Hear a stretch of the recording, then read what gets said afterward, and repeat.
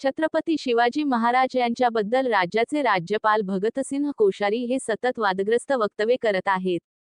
त्याचबरोबर भाजपचे राष्ट्रीय प्रवक्ते सुधांशु त्रिवेदी यांनी देखील अपमानजनक वक्तव्य केले आहे।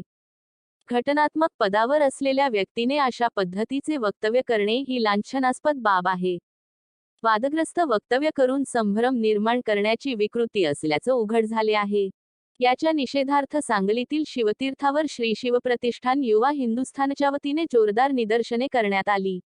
विकृत मनोवृत्तीच्या राज्यपालांची हकालपट्टी करण्यात यावी, भाजपचे प्रवक्ते त्रिवेदी यांच्यावर कारवाई करावी या मागणीसाठी आंदोलन करण्यात आले।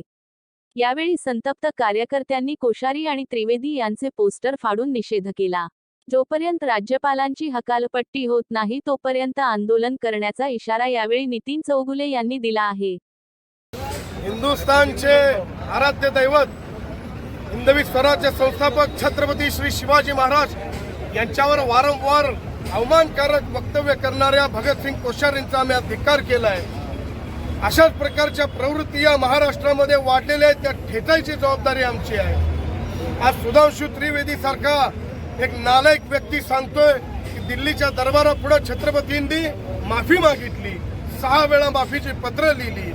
अरे हा दिल्लीमध्ये स्वाभिमान दाखवणारा राजा होता। या छत्रपतींची तुलना जगातल्या कुठल्याही राजाशी होऊ शकत नाही। आणि हे तर राजकर्ते, आजकालच्या राजकर्त्यांची तुलना छत्रपती शिवाजी महाराजांची केली जात आहे। अशा विकृतींना ठेचण्याची गरज आहे। आज छत्रपती श्री उदयन महाराज यांनी याच्या विरोधात एक मोठं आंदोलन उभं केलेलं आहे। आम्ही छत्रपती उदयन महाराज यांच्या सोबत उभे आहोत।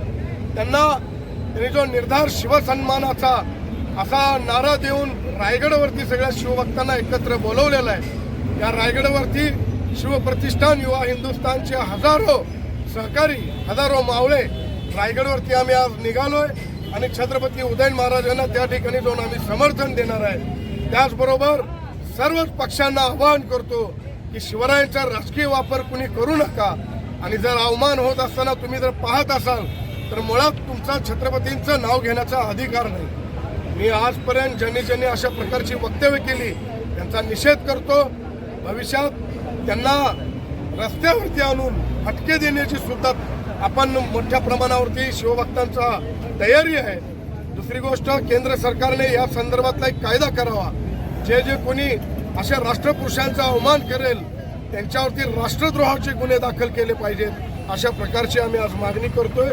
श्रीमंत छत्रपती उदयन महाराज यांच्या नेतृत्वाखाली महाराष्ट्रातले तमाम शिवभक्त आज रायगडवरती एकत्र येत आहेत आणि पुढची दिशा त्या ठिकाणी सुद्धा ठरवली जाईल। श्रीमंत छत्रपती उदयन महाराज त्या ठिकाणी घोषणा करतील। ओके।